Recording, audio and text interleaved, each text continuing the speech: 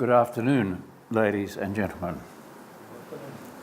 I've had a near-death experience about which I shall be telling you in great detail, but as you can see, having been resuscitated, much to my reluctance, I'm still very much alive and well, and animated, and much more mystical in my experience of the numinous, as Carl Jung would put it, than was the case beforehand. So perhaps, as the title of the lecture suggests, do near-death experiences offer a portal into survival? I think that question is one of the most profound existential questions to have confronted humankind ever since we emerged in evolution with a reflective consciousness capable of reflecting upon mortality and the world and the universe and the cosmos. Do near-death experiences offer a portal into survival? Near-death experiences represent special states of consciousness arising during imminent or actual periods of clinical death.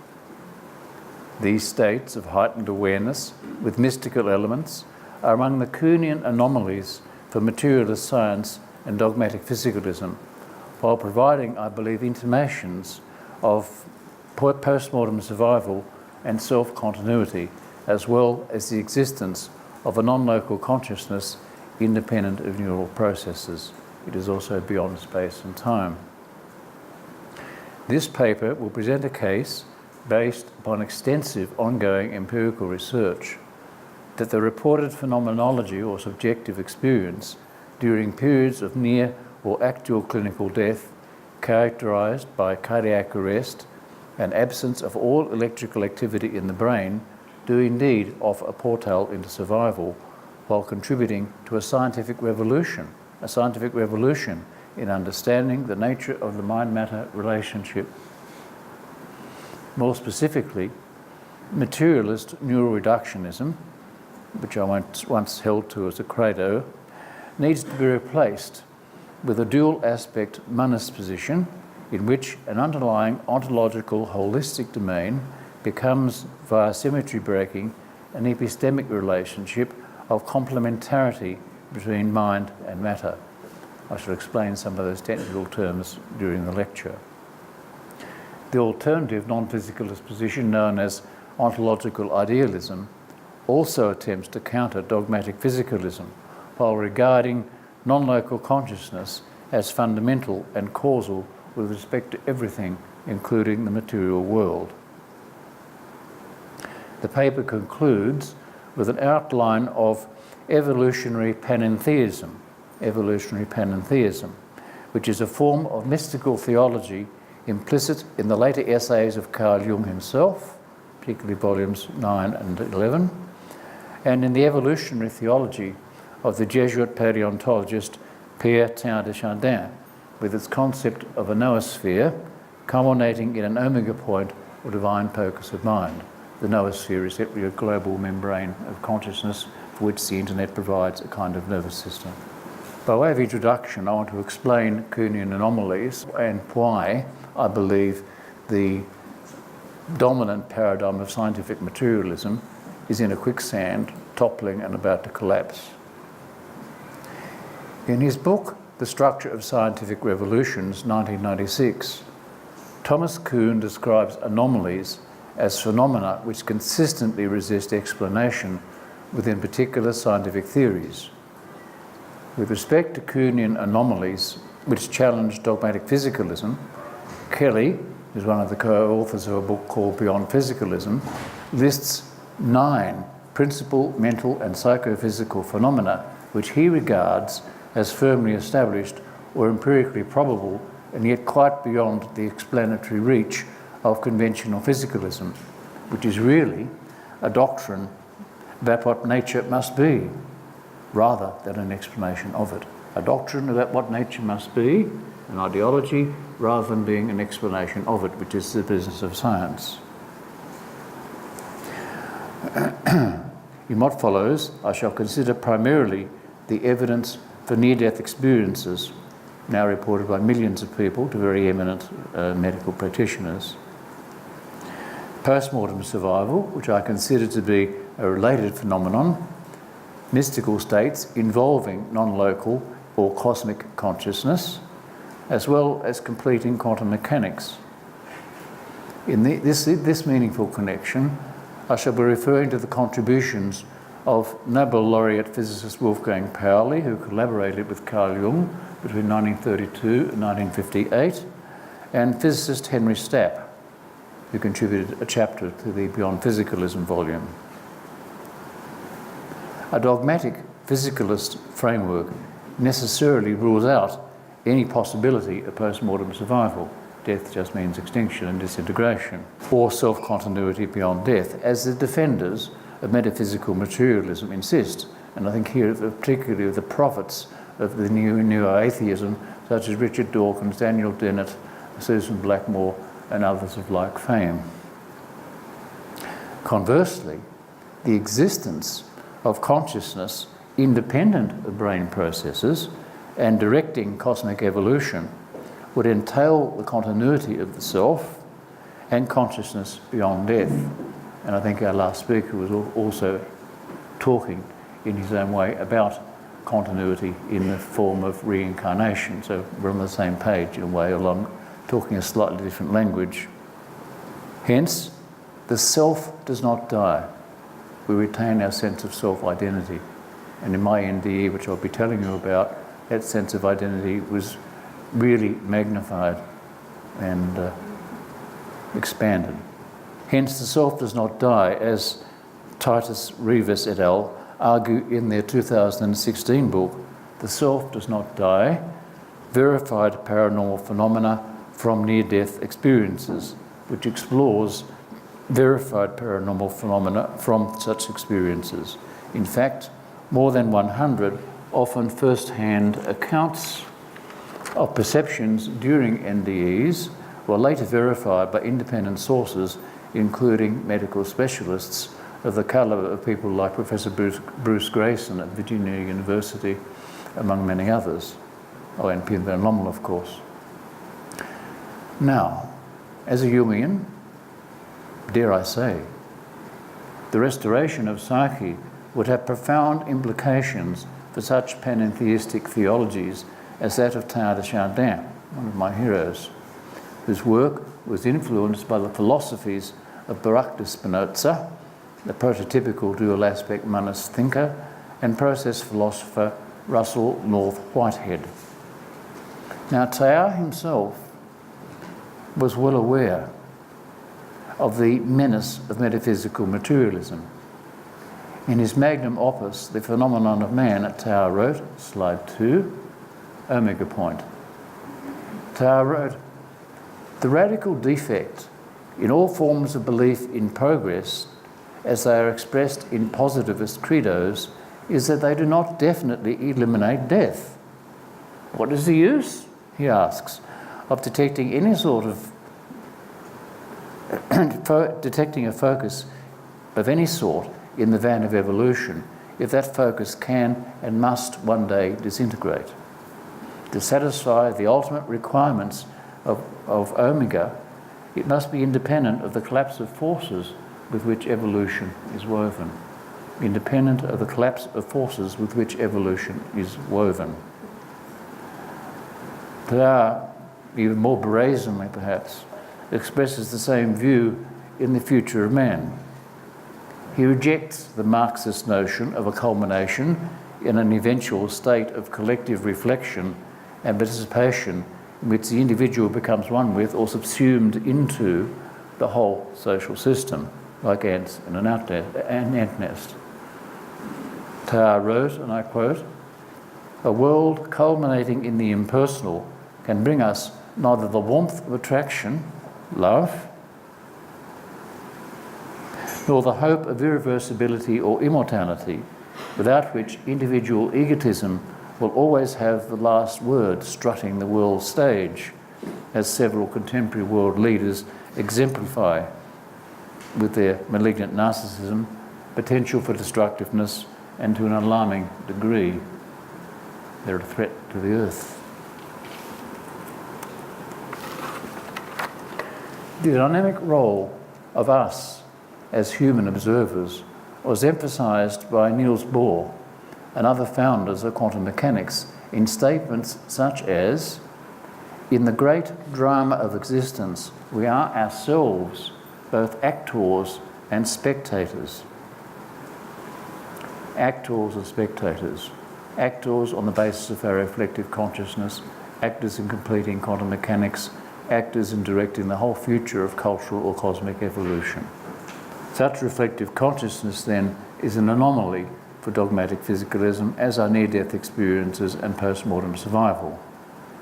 Today, Teilhard de Chardin, like Jung and Pauli, would probably be regarded as a dual-aspect monist in his panentheistic theology, and rejection, like Jung and Pauli, of materialism. Teilhard was particularly aware of the dangers implicit in metaphysical materialism and in such totalitarian systems of thought as Marxism.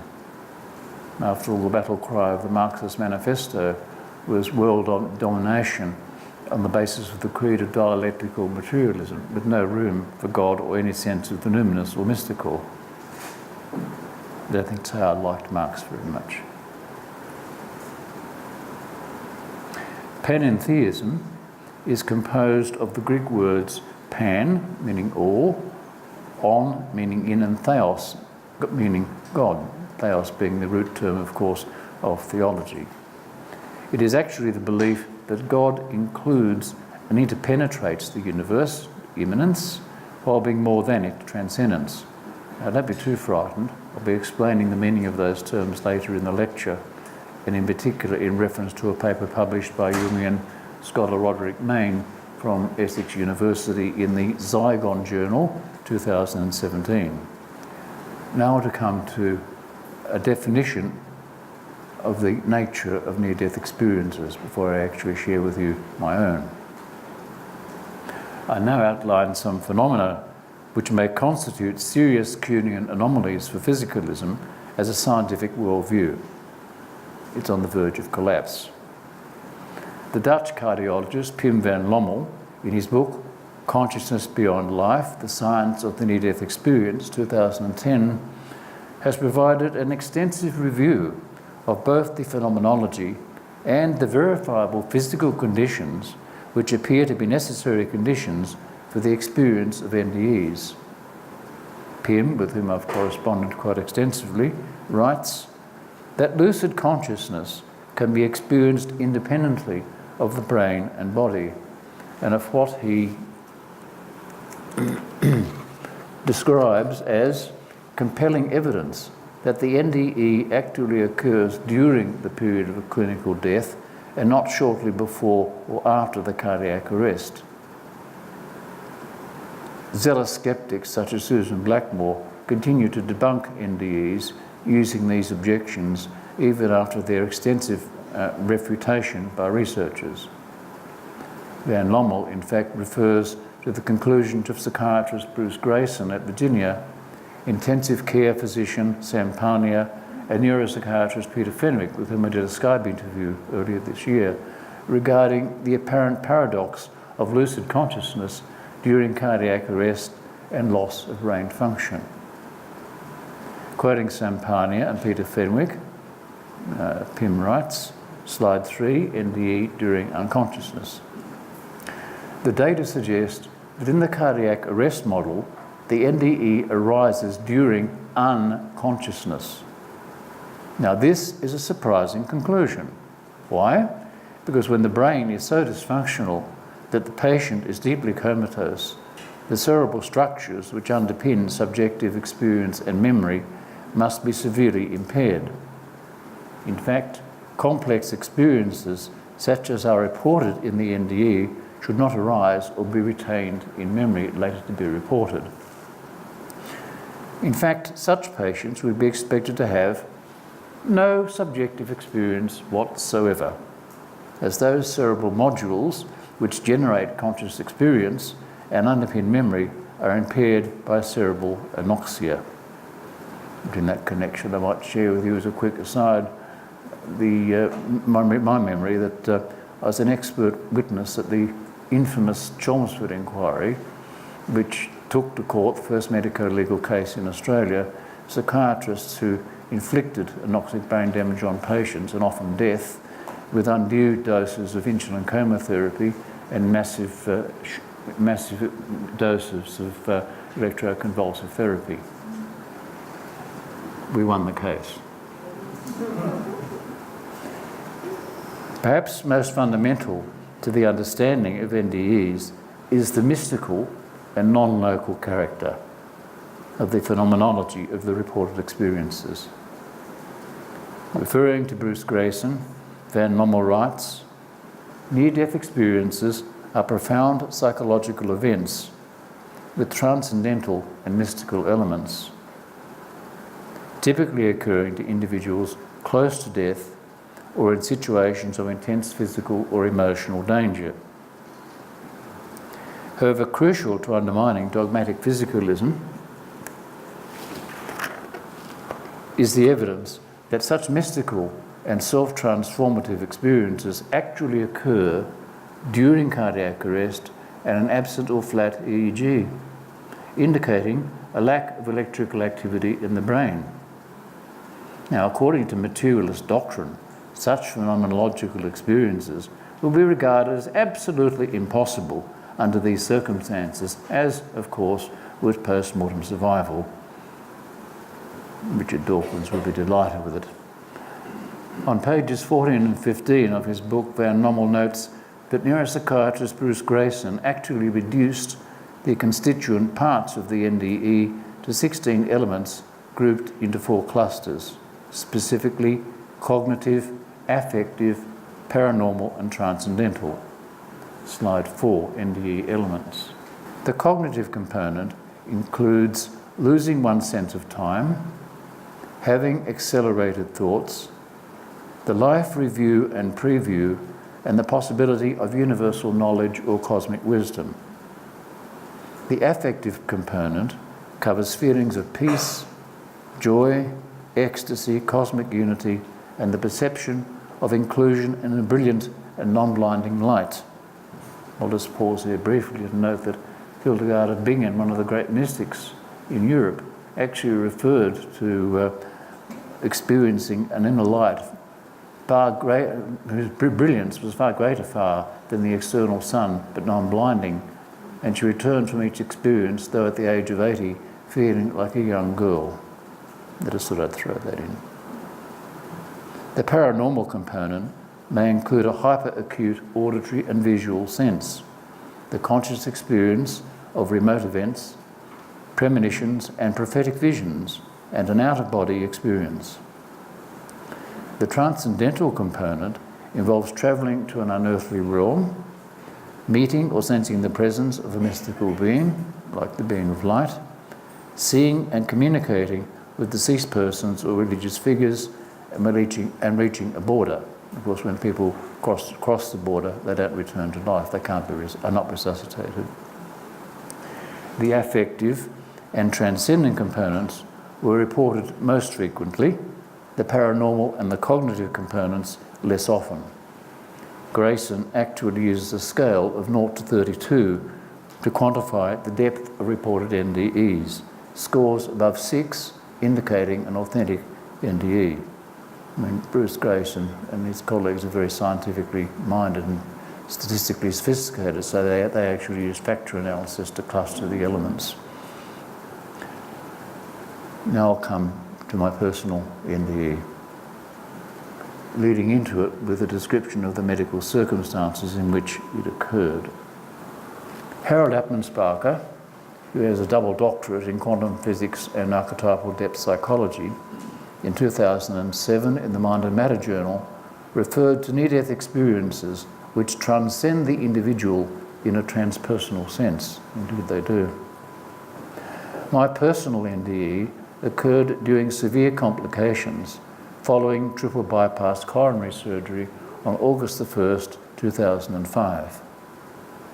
I had been given a maximum loading of aspirin and clopidogrel for an attempted stenting procedure to unblock the 3 occluded coronary arteries. The degrees of occlusion were at least 90, 80 and 60% respectively in the 3 arteries. Stenting, perhaps predictably, was unsuccessful, releasing considerable plaque, and so I was scheduled for an emergency coronary bypass operation on the same evening with no time at all to reduce the aspirin and clopidogrel administered in the morning. The cardiothoracic surgeon successfully completed the bypass. However, within a short time, I experienced a 1600 ml blood clot, pleura and mediastinum, that is chest and lungs and chest cavity. I was taken back to the operating theatre for emergency surgery to relieve the life-threatening blood clot. I was literally drowning in my own blood. And it didn't feel that unpleasant, actually. During this procedure, however, in the operating theatre, I experienced cardiac arrest, which required multiple attempts to resuscitate me with a defibrillator, leaving severe bruising and the paddle marks. I mean, they must have had about anything between 6 and 12 goes at me. There were so many paddle marks. Now, perhaps what you really want to hear about is the phenomenology. The phenomenology of my NDE is as follows. Slide 5. Slide 5, personal NDE. This is extensive, so I've broken it up into 2 slides, and I'll try and read it with a bit of passion. It's left me permanently changed. My finite ego consciousness felt connected to a rapturously beautiful light, a loving presence, and source of wisdom which seemed to be cosmic, infinite, numinous, timeless, and eternal, not spatio-temporally bound, and without any apparent beginning or end. The light seemed to be far brighter than the external sun, boundless and all-enveloping. I experienced what seemed to be augmented wisdom, even in fields of knowledge beyond what I had formerly studied, and a sense of participation in numinous becoming. I also experienced the presence of departed visionaries, including my hero Todd and Carl Jung, who were among those who had inspired my previous work, especially with people dying with HIV/AIDS. I sat at so many deathbeds, and very often, as the person died, there was a light leaving the room. Some people might think that was strange, but I doubt if this audience would be unsympathetic to that. I was filled with a profound sense of tasks yet to be fulfilled, referring back to some of the remarks of our first speaker. Profound sense of tasks yet to be fulfilled and contributions to be made to science, humanity, work which might further that of those who had come before me, especially in depth psychology, psychoanalysis and religion, and an inward vision of participating in the Copernican revolution in science and indeed in theology, with a mystical theology which would replace archaic doctrines and the old cosmic status, the interventionist God, external to the cosmos. The numinous experience was of a cosmic and radiantly beautiful presence, though not anthropomorphic in form. The experience, in fact, was formless, except for that of the rapturously beautiful, enveloping light and sense of presence. It's where all my inspiration has come from since. Afterwards, the world seemed to be pristine, renewed, sacralized, and transfigured in my consciousness. My first comment to a friend as consciousness returned was, God, so beautiful. The unconscious God archetype, which I seem to have encountered during the NDE, filled me with a sublime sense of the oceanic unity of all people and faith traditions, as well as the integration of science and religion. What I described as the numinous source during the experience became the inspiration for the work which I have since published and presented, especially on depth psychology, and a numinous dimension of evolutionary becoming. This notion of a numinous dimension implicit in cosmology and evolution is panentheistic in nature, as is the process theology of Teilhard de Chardin and others. In fact, I still access some elements of the NDE in dreams and meditative states into which I take myself using forms of sacred music conducive to reconnecting with that wonder. My book, published on these themes, is titled The Individuation of God, Integrating Science and Religion, and that was published by Koran Publications in 2012. After returning home from hospital and after a 44-day admission, still fragile and very weak from the operations and peritonitis, I sat with the support of a loving friend and typed a 60,000-word manuscript, which became the template for the book and articles in the interdisciplinary journal Mind and Matter, that's 2008, the journal edited by Harold Atmansparker, and the Journal of the American Teilhard Association, Teilhard Studies, and my paper was published in 2013 in volume 66, which you can all look up if you want to. In fact, I was invited to present this paper to the Teilhard Studies by Professor John Grimm of Yale University Divinity School, Department of Ecology, on the basis of having read the book. So I got something across to him, I think. Moreover, in cardiac arrest, there is no brain activity in the form considered in contemporary neuroscience to be the necessary and indispensable condition for conscious experience. The absence of such neuroelectrical activity should preclude the vivid, even heightened awareness, thinking and memory formation, as well as the mystical elements of NDEs. In their book, The Self Does Not Die, Rivas et al. In 2016 review models of mind and matter. On page 223, they comment on the question of personal survival in the context of clinical death.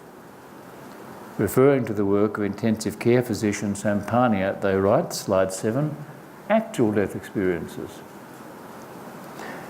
Parnia stated that NDEs during an acute cardiac arrest are in fact actual death experiences because in clinical death a patient is, from a biological and medical perspective, already dead. That's sensible. Also, in both cases, the same relevant brain functions that are considered essential to support consciousness shut down entirely, even though these functions are generally regained. But obviously not after irreversible death. I didn't cross the border. They are regained after successful resuscitation, however. Parnia, intensive care physician, is now conducting a further controlled NDE research study supported by a $1.8 million grant from the John Templeton Foundation, presumably because of the implications of the work for post-mortem survival.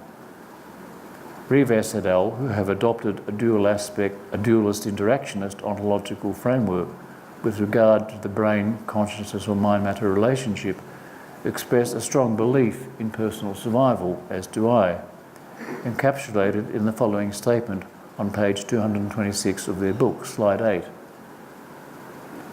A rational conclusion. Oh yes, Richard Dawkins. We therefore conclude that extrapolation from an NDE during a clinical death to personal survival is completely justifiable.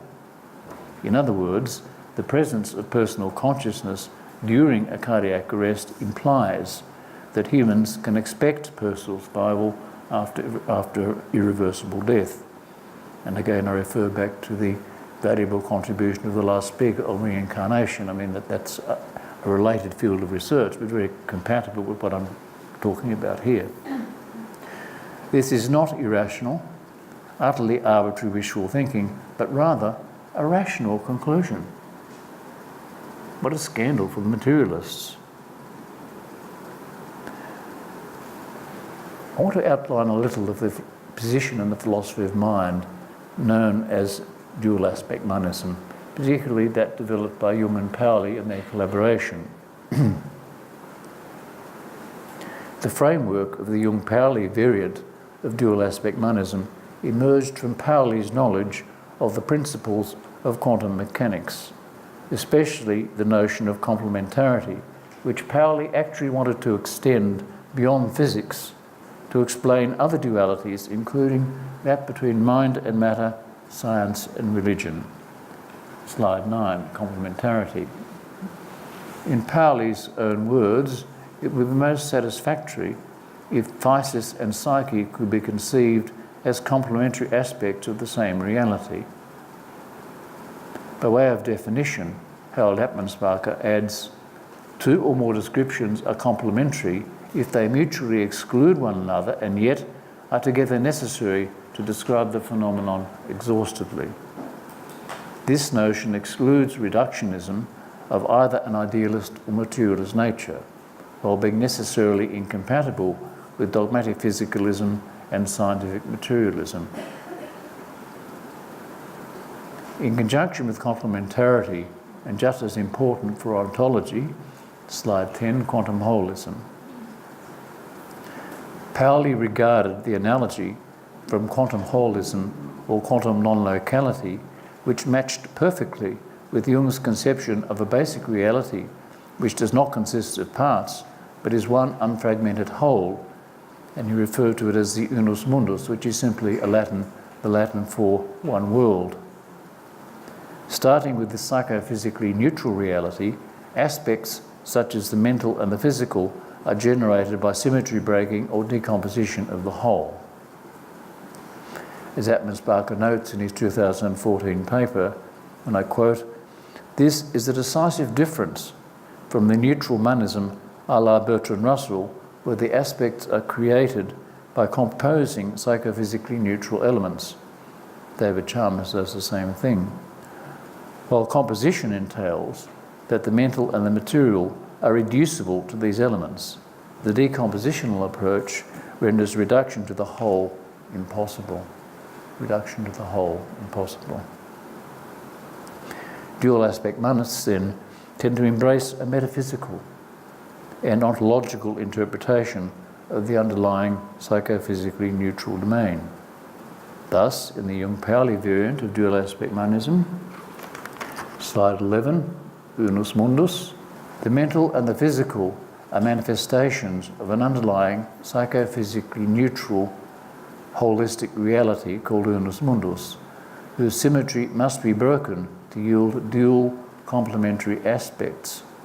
From the mental, the neutral reality is approached by Jung's collective unconscious, while from the material it is approached via quantum non-locality. I personally get some enjoyment from seeing how terms from quantum physics can be applied rather more widely than in that particular discipline. I shall explore later the metaphysical implications of this framing of the unus mundus with its archetypal, numinous, cosmic ordering and regulating principles, as well as its compatibility with evolutionary panentheism in theology. Roderick Mayne, in his paper published in Zygon in 2017, has expressed his view that panentheism actually undoes the disenchantment which has occurred, especially in Western culture, with traditional variants of theism. Happmansparker notes that the Jung-Pauli dual aspect monist position resonates with a philosophical insight implicit in quantum theory, more specifically slide 12, holistic worldview. Conceiving the psychophysically neutral domain holistically rather than atomistically reflects the spirit of a corresponding move in quantum theory, which started out as an attempt to finalise, meaning to put an end to, the atomistic worldview of the 19th century and turned it into a fundamentally holistic one.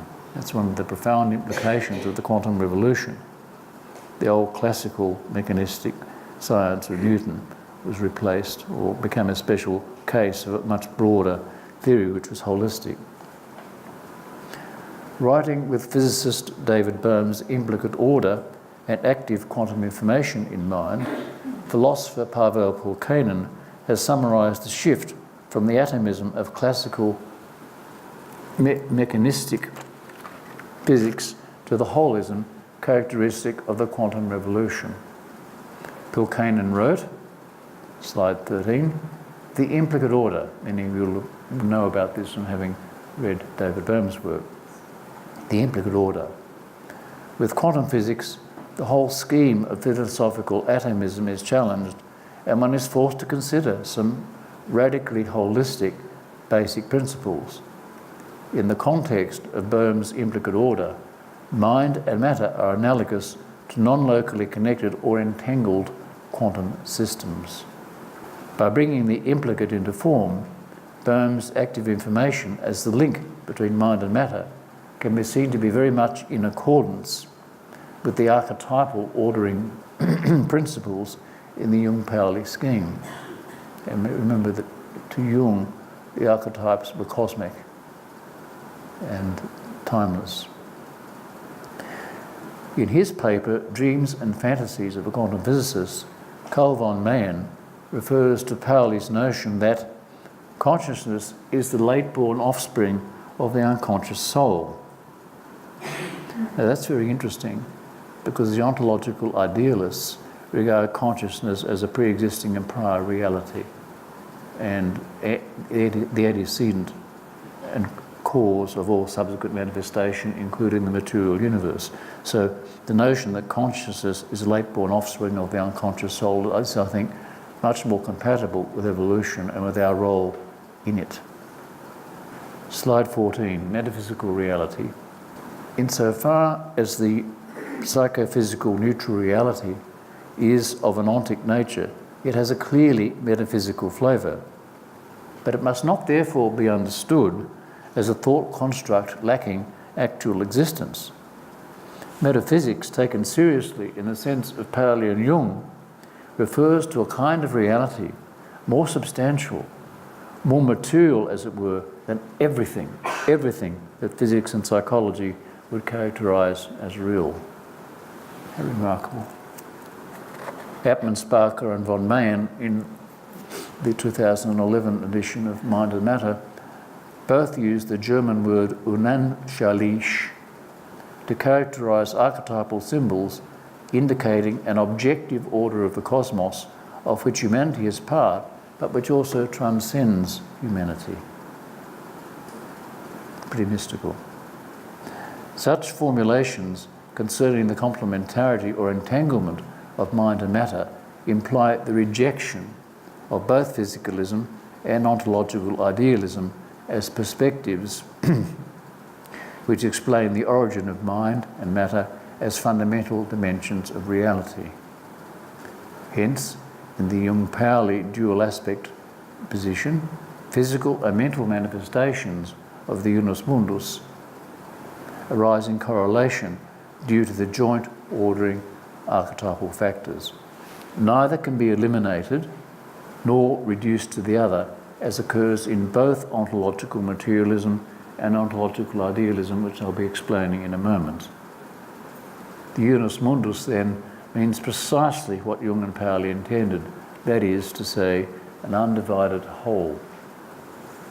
In Chapter 6 of Beyond Physicalism is the following statement by Wolfgang Pauli to his physicist colleague Marcus Fiers of the nature and manifestations of complementarity. Slide 15, archetypes, ordering and regulating principles.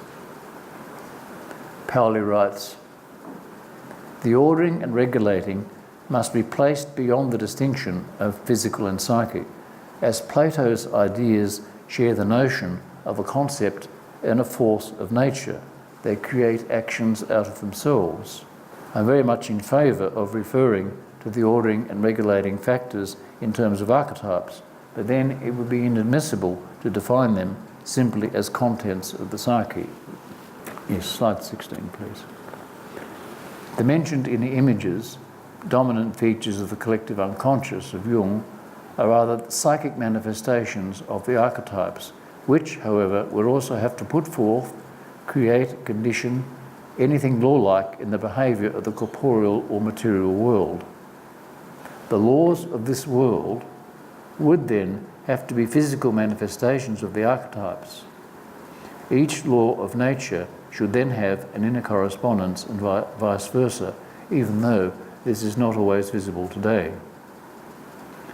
Regarding the Jung Pauli dual aspect monist account of reality, Edward Kelly on page 535 of Beyond Physicalism writes, slide 17, the mystical.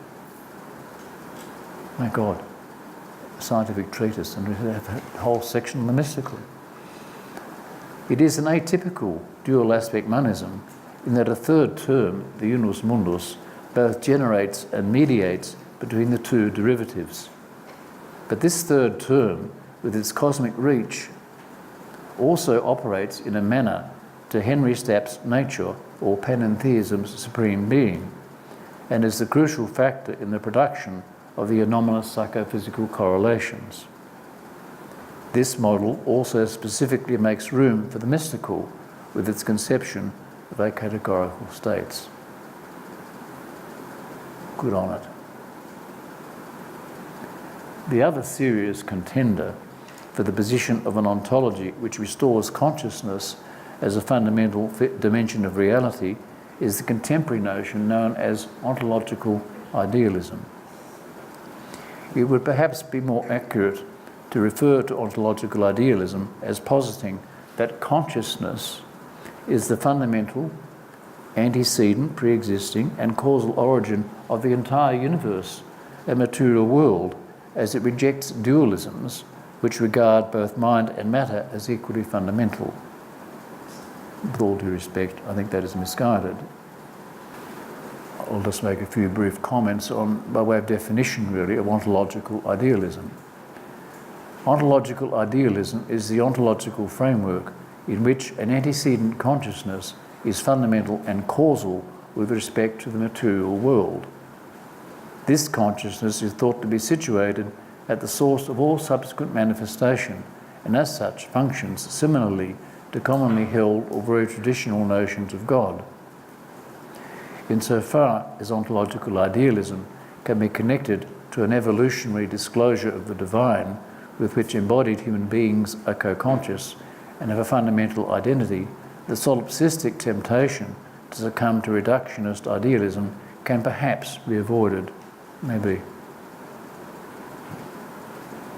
In dual aspect monism a la Pauli and Jung, however, reductionism of either a materialist or idealist form is avoided because mind and matter exist in a relationship of complementarity and are in fact irreducible to one another. However, I shall now, with all due respect, turn to the published views of one of the most distinguished proponents of ontological idealism, specifically those of neurosurgeon Eben Alexander, MD, author of the text Living in a Mindful Universe, a neurosurgeon's journey into the heart of consciousness. Alexander provided an elaborate account of his own near-death experience during a state of severe coma and a life-threatening bacterial infection which affected his brain, including the cerebral cortex. In his chapter titled The Primordial Mind Hypothesis and regarding ontological idealism, Eben writes, slide 18, ontological idealism, "Here is where I began to seriously ponder the philosophical position called metaphysical idealism. Metaphysics concerns the most fundamental assumptions about existence, such as the notion that the universe is comprehensible or that the only stuff that exists is physical or material. Idealism is the notion that reality, our entire universe, is fundamentally a form of thought in which the human mind participates. Existence thus emerges from the mental, out of consciousness itself. Metaphysical idealism can also be called ontological idealism, where ontological refers simply to all that is." Referring back to his mystical experience of non-local consciousness during the NDE, Eben writes, slide 19, linear spectrum, "What is the fundamental nature of that indescribably comforting force of knowing trust and pure unconditional love, that basic intelligence and creativity that many have identified with God, or supreme deity, at the source of it all. My coma journey suggested that consciousness originated from that core essence of the universe. The entire scope of possible answers to the mind-body discussion can be envisioned as a linear spectrum, anchored by two opposite poles. With materialism at one end, brain creates mind, and metaphysical idealism, mind creates brain, and all physical matter at the other. Now, with much respect, having shared an NDE, I agree with Eben's comments regarding the linear spectrum between the extreme poles of materialism and metaphysical idealism. Having had a near-death experience myself, I strongly empathise with his belief that his non-local and mystical experience of encounter with a supreme deity suggested that consciousness originated with that core essence of the universe. Indeed, such non-local consciousness in NDE reports are of a mystical participation in a cosmic and endless consciousness without beginning or end, as Dutch cardiologist Pim van Lommel has expressed it on page 307 of his book, Consciousness Beyond Life, The Science of the Near-Death Experience.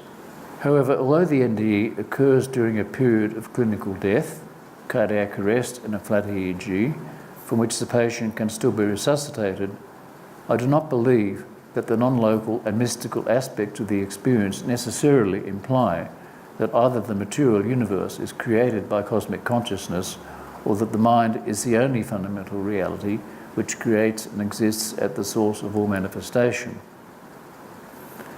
The non-local consciousness experienced during an NDE occurs when the person is actually and transiently clinically dead, comatose and deeply unconscious, and so that the heightened consciousness is literally disembodied before successful resuscitation. Furthermore, return to the body, sometimes after multiple shocks from a defibrillator, I think I had up to 10 anyway, is frequently experienced with a sense of reluctant disappointment at having something so beautiful taken away, like taking a toy away from a baby. The being of light and source of unconditional love and cosmic wisdom is experienced as non-locally conscious, enveloping, and a source of enlightenment into the patient's yet to be fulfilled purposes and meanings to be fulfilled.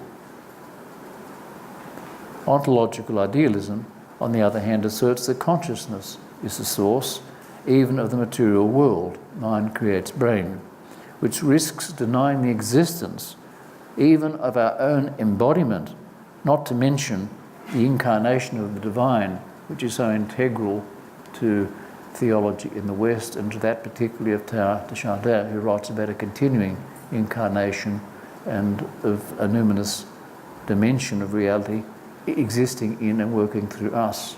For these reasons, and with great respect then, I prefer dual aspect monism to the ontological idealism proposed by Eben. Eben seems to be aware of such transformative consequences when, in referring to his idealist ontology, he writes, slide 20, ontological quantum hologram. He writes, thus the perception that mind is sufficient to explain it all without the external physical object, when we appreciate the purely informational nature of the described events and realise that a more inclusive substrate than the apparent physical world, that is, the quantum hologram, would sufficiently support the entire process. He continues, all our perceptions are within the one mind of a higher being. It is Spinoza's view, in him we live and move and have our being, in particular, that best explains our shared consensus reality. I think Eben is not aware that Spinoza, however, as a philosopher, was the prototypical dual aspect monist thinker. He was not an ontological idealist. Now, in referring to quantum information in the sense of physicist David Bohm and his colleagues, and to the notion of a quantum hologram, I believe that Eben has restored a physical, albeit quantum aspect to his ontology, that in effect it becomes a form of dual aspect understanding with mental and physical poles or aspects.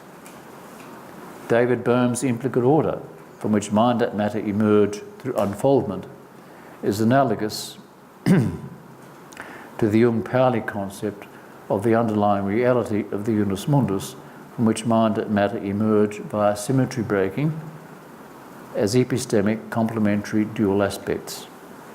For Jung and Pauli, the archetypes as cosmic ordering and regulating principles represent the bridge between mind and matter, while for Bohm and his colleagues, including philosopher Paavo Pulkkainen, active quantum information provides this link in a dual aspect position. I want to conclude the lecture with some brief comments on the position that is emerging, probably a theology of the future, known as evolutionary panentheism. This is no attempt to convert anyone, but sharing a personal attempt to make sense of some of my own experiences. Evolutionary panentheism. Teilhard de Chardin predicted that humanity not only participates in a numinous dimension, but in co-creative divinization by directing the future evolution of the biosphere and the noosphere. Concerning a transcendent order in cosmogenesis and the culmination of a continuing process of incarnation, Teilhard wrote, slide 21, divine focus of mind. Ecstatically he wrote, not long before his death, in Omega we have, in the first place, the principle we needed to explain both the persistent march of things towards greater consciousness. By its radial nucleus it finds its shape and natural consistency in gravitating against the tide of probability towards a divine focus of mind which draws it onwards. Through ongoing incarnation in humanity, God in Teilhard's thought becomes conscious and is completed by humankind in directed evolution, a position I elaborate considerably in my Teilhard Studies paper 2013.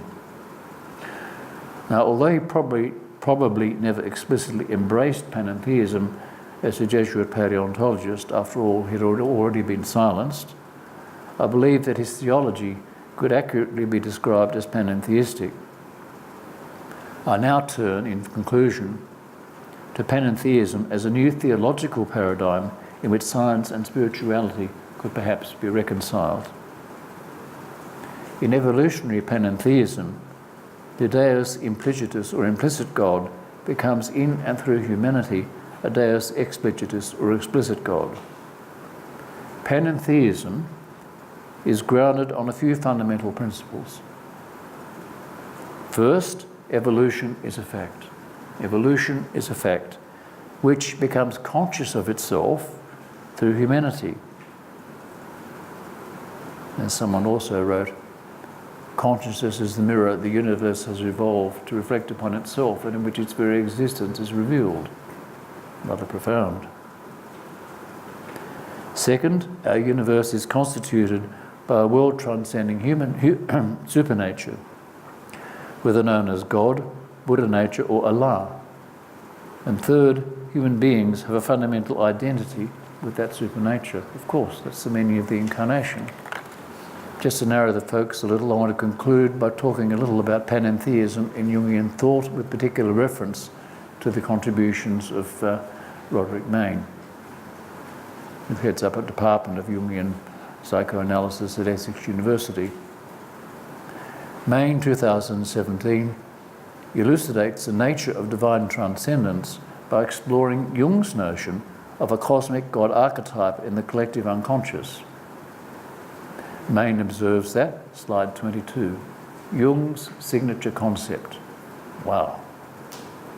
Jung's signature concept of the archetype was influenced by biology and physics on the one hand, and Platonic philosophy and Augustinian theology on the other. And it was explicitly characterized in Jung's later writings as having both an instinctual and a spiritual pole. Roderick Mayne lists process philosophy, emergence, and dual aspect monism as particularly salient influences upon Jung's religious publications. Indeed. Mann goes on to quote from Jung's essay Answer to Job, in noting that Jung was emphatic that the image and the statement about the God image, or imago Dei, in the unconscious are psychic processes which are different from their transcendental object. Well, that needs a bit of translation. There is no doubt that there is something behind these images that transcends consciousness, Jung wrote. Even more unambiguously, perhaps, Mann observes that Jung concluded Answer to Job with the remark that, slide 23, primordial archetype. Even the enlightened person is never more than his own limited ego before the one who dwells within him, whose form has no knowable boundaries, who encompasses him on all sides, fathomless as the abysms of the earth and vast as the sky. This statement expresses a distinction between the primordial archetype in itself and the archetypal image. The archetype in itself is transcendent in nature. In other words, concepts such as the inexhaustible unconscious and ultimately unknowable archetypes imply that reality is not fully knowable by empiricism and reason alone. Jung often signalled this irreducible mystery and incalculability by referring to the numinosity of the archetypes. Slide 24, transcending space, time and causality. Well, I think if you've had an NDE, you have some sense of being out of transcending space, time and causality. Jung's description of his own NDE in Memories, Dreams and Reflections suggests that he was open to exceptional and mystical experiences involving transcendence of space, time and causality. Jung and his physicist colleague Pauli understood the nature of a symbol as something partly known or conscious, that is immanent, and partly unknown or transcendent, and of the archetypal image as a phenomenal, immanent expression of the unknowable, transcendent archetype. So my conclusion is that near-death experiences occurring during periods of actual clinical death are among the phenomena which represent anomalies from materialist science. Such actual death experiences continue to be subject to rigorous empirical research for being exceptional, mystical, and apparently transcending space, time, and causality. My own personally transformative NDE is simply one of millions which have been reported now and included in the research studies to which I have referred in this paper.